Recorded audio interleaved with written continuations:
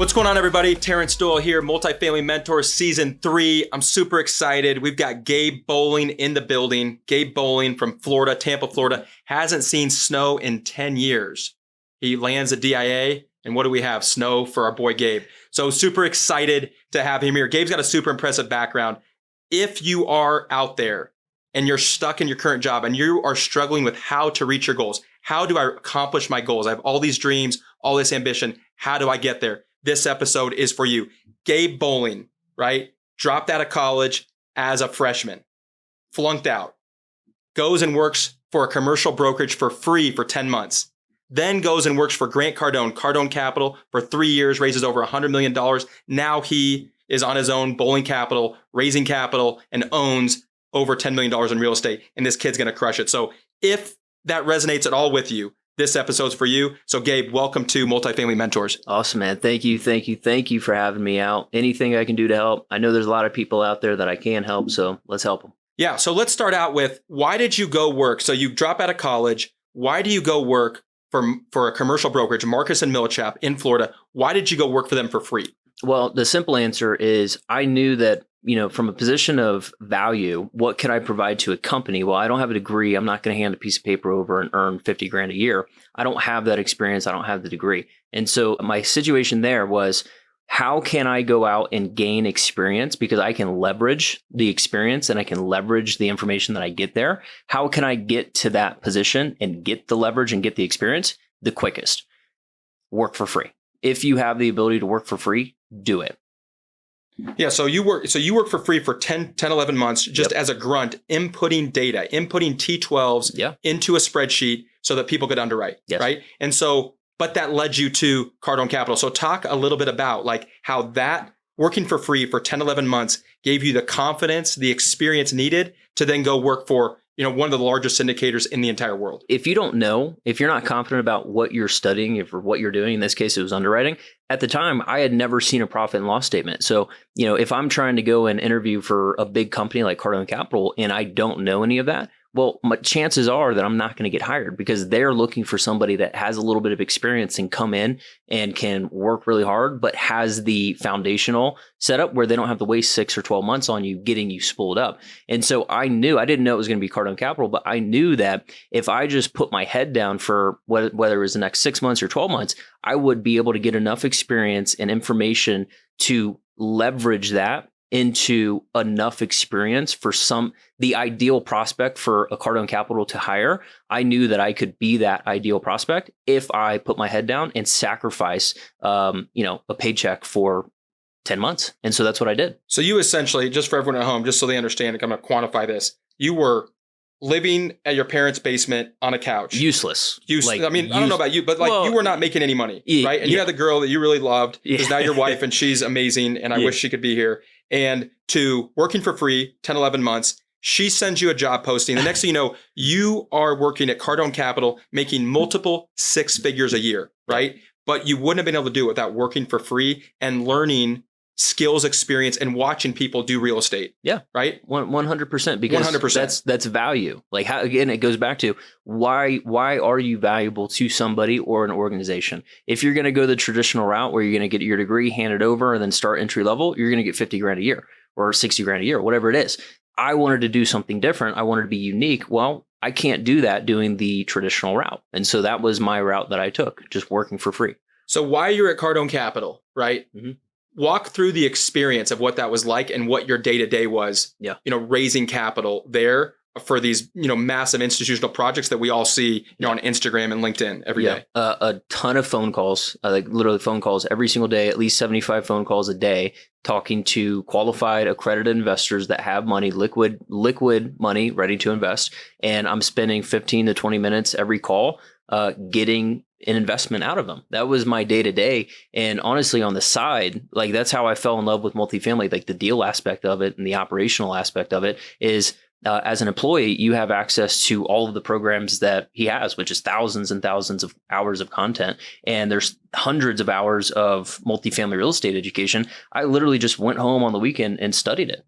Here's access to it. Again, it's free. I didn't pay for it, and you don't have to do it. You're not ordered to learn real estate. It's just something that I picked up on. I was like, wow, this is really cool. I understand it. And through just looking at enough of those resources, I was like, okay, this right here, operating multifamily real estate, is where you can create unlimited, you can create any type of lifestyle that you want, whether it's $100,000 a month in passive income or $100 billion company. You can go, the vertical is so large, you can go as high as you want to fit your desired life. And that was so much, it was eye-opening because I saw opportunity. And I was like, okay, this is what I want to devote the next 40, 50, 60 years to, because I know I'll last. It's amazing. So so for everyone out there that's, the question I get a lot is, how do you raise capital, right? How do you raise capital? So what were the 2 takeaways that you would say you had in terms of raising capital from people you don't know, not friends and family, just over the phone?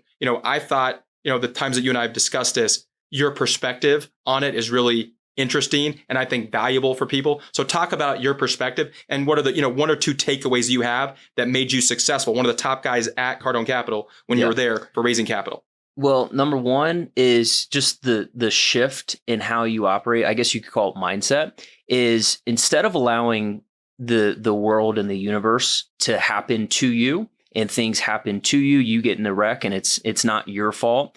Having the mindset of taking responsibility for everything that happens to you in your life. I'll give you a prime example. If I'm driving on the highway and I get in a wreck, somebody runs into me. You could simply say, well, that person wasn't paying attention. It's not my fault. It's their fault. They could have looked up. I could have, gone a little bit faster. That's cool. That's life happening to you. But in reality, what happens if you just properly prepared your breakfast 20 minutes earlier and you could have left earlier? You wouldn't have been in a wreck. And so that's that shift in how much commitment do you have to your goals and how important is that to you? And if it's important enough, you will literally make sure that everything in your ecosystem is taken care of versus things happening to you, if that makes sense. No, I love that. And I think, in the current system we live in the country, I think one of the things that concerns me the most, one of the most concerning things I see with the younger generation is just that lack of accountability, that lack of responsibility. I'm going to take full responsibility for every single good or bad thing that happens to me and ask myself, what could I have done differently or better? Right? What could I have done better so I didn't get in that wreck? So I didn't lose my job. So I didn't lose that money. I didn't lose my car keys. Whatever happens to you, right? Taking full responsibility and not playing the victim, right? All over the world, right? We see people just playing the victim card.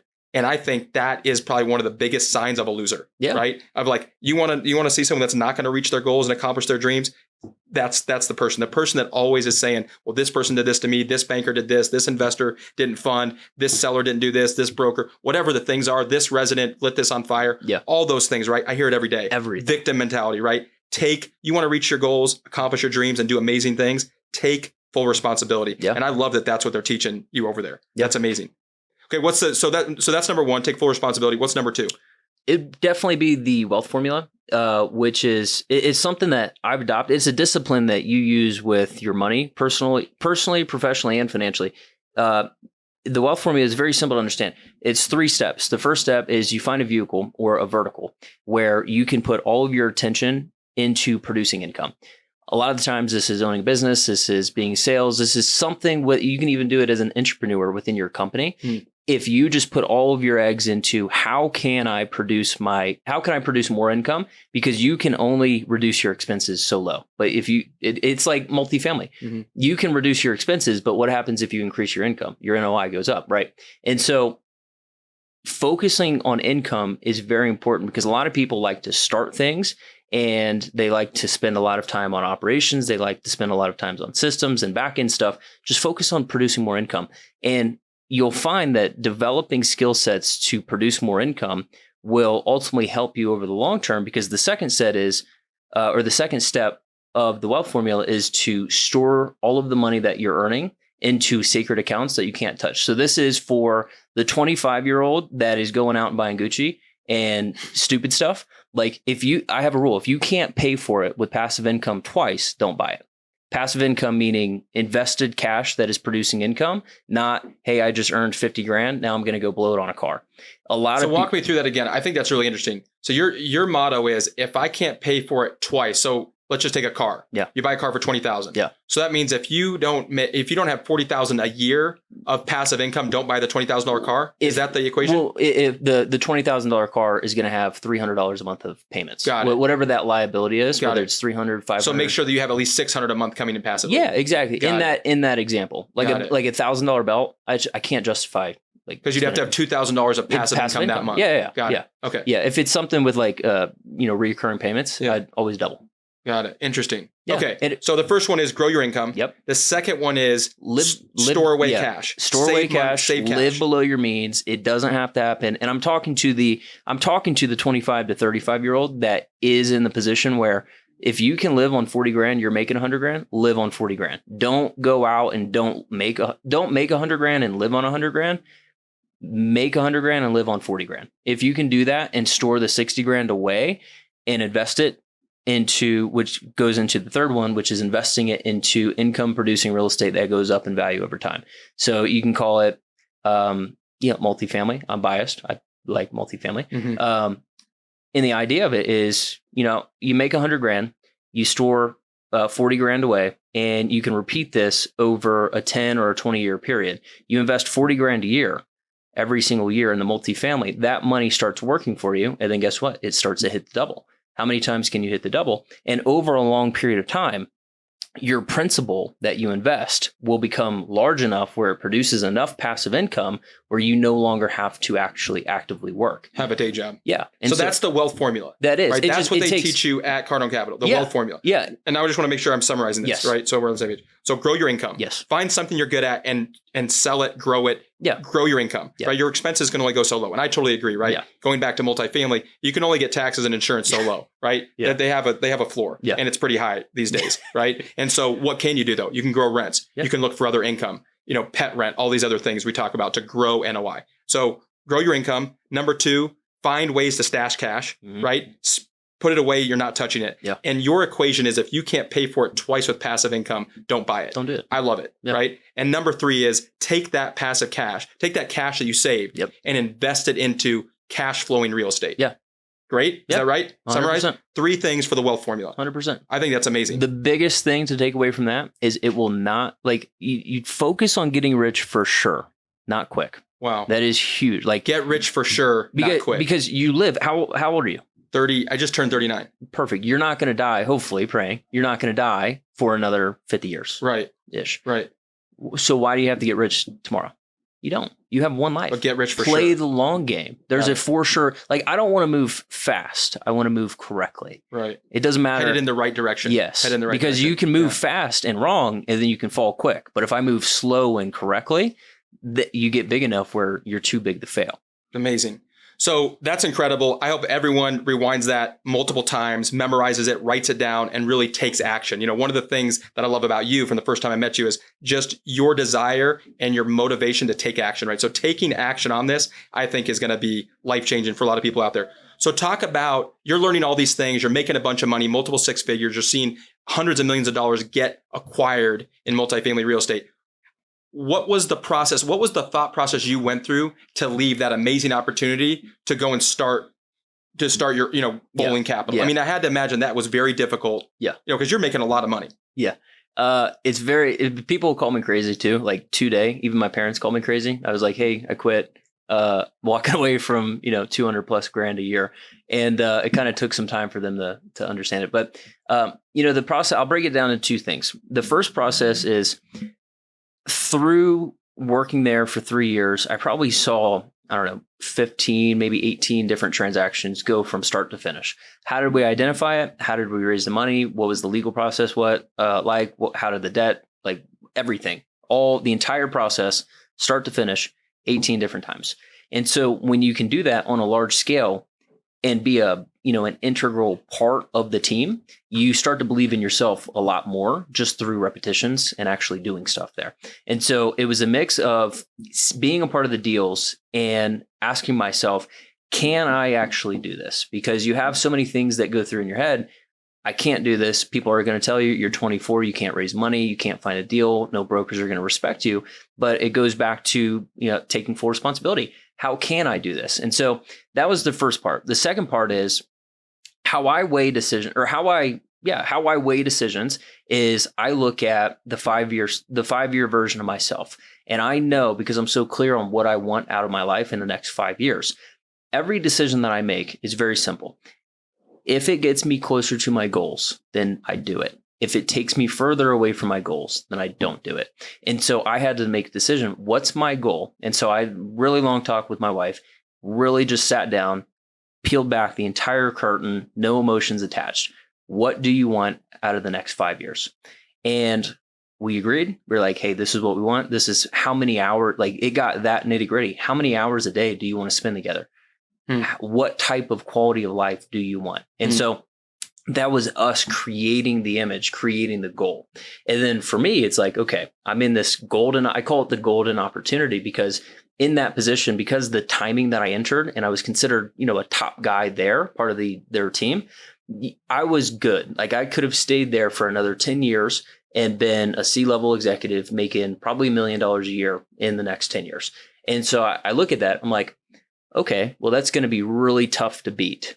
$1 million guaranteed a year of income. Well, if I invest it correctly, I should come out with about 50, maybe $100 million of net worth by the time of 50. But at the cost of what? At the current position, 12 to 14 hours a day, current quality of life with my wife. And so I look at it, and that's one option. The second option is, what happens if I do break off and try to go out and create Bowling Capital and create this big ship? And I just weighed the opportunity. I was like, okay, well, I'm 24.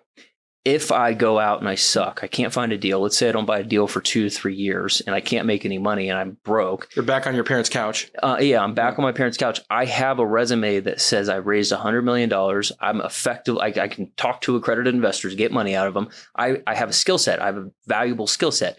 I know worst case scenario, everything fails. I find another operator, another syndicator. They hire me. I'm back at my 200, 300 grand a year. That was my worst case scenario. Best case scenario is I go to 100 billion, create the live, donate hundreds of millions of dollars. We're big dog people.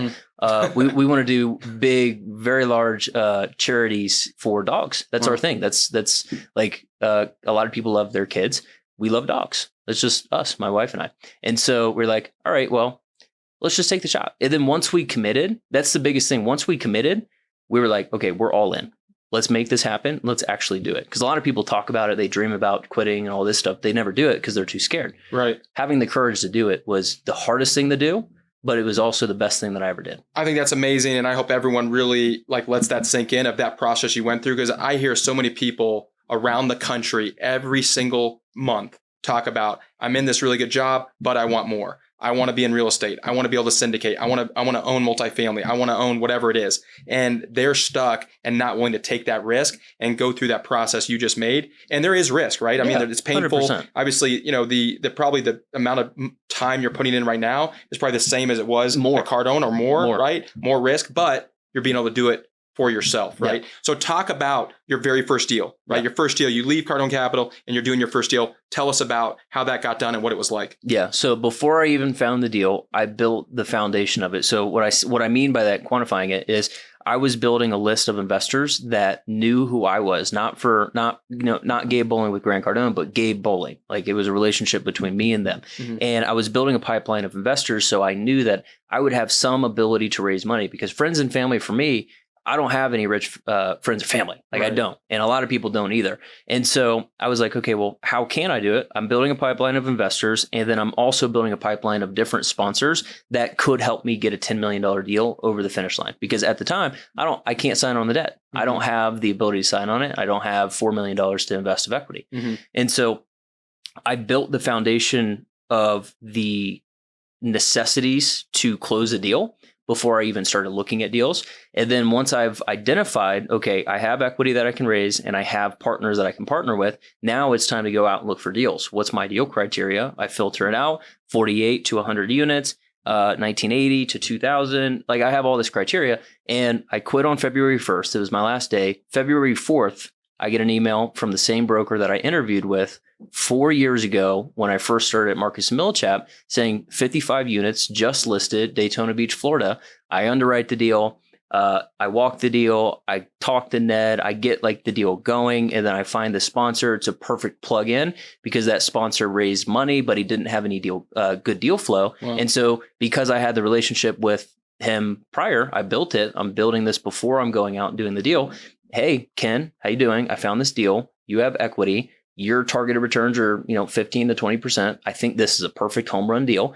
I need help getting it across the finish line. It's too small for you to pay attention to for asset management. I'll take point on asset management and I'll raise $1 million for it. And I found the deal. Will you partner with me? And so it was a really easy decision to partner with me because it solved his problem. And he gets to be a passive general partner and still get the general partner returns with me doing the work and him kind of being the backseat on it. And so we found the deal, identified it, closed on it in June. And that deal we've already outperformed our 5-year projections in the first quarter of owning it. Amazing. So it's almost like going back to Marcus and Millichap, right? You're kind of like being an understudy and apprentice again, except now you own $10 million in real estate and you're getting paid to do it, but you're back learning from someone that has experience and knowledge that you don't have and getting to perfect that. So, I think it's an incredible story. I think there's so much to unpack there and I love your journey. I think the last thing I want to leave people with is, talk about your 5-year goal and how you're attacking that all the way down to like on a quarterly basis, what you need to do. Yeah. You shared this the first time we met. I thought it was amazing. It really impacted me, right? Because I have big goals, but I have not distilled them all the way down to, okay, what does that mean I need to be doing the next 90 days, right? The next quarter, what does it look like? So share a little bit about that. Yeah. So I'm 25 today. My goal over the next 5 years by the age of 30 is to have $1 billion of AUM. And right now I'm at 10 million. So I'm $990 million away. Right. It seems like a really big daunting task. But it's really not, because success is really just small wins compounded over a long period of time. Mm-hmm. That's really like, I've studied a lot of people. It is small wins over a long period of time. And so all I have to do to get to $1 billion is, well, if I have 6 full years to do it, that's 6 years. That's how many quarters? That's 24 quarters over the next 6 years. $1 billion divided by 24, it comes out to $43 million a quarter. $43 million of volume is about $15 million of equity, roughly. Now, what do I need to do to, one, have the deal flow to look at and acquire $43 million of deals? Because every deal that I buy, I probably look at 50 to 100 deals to actually look at it. Right. So now I have a target of deal flow.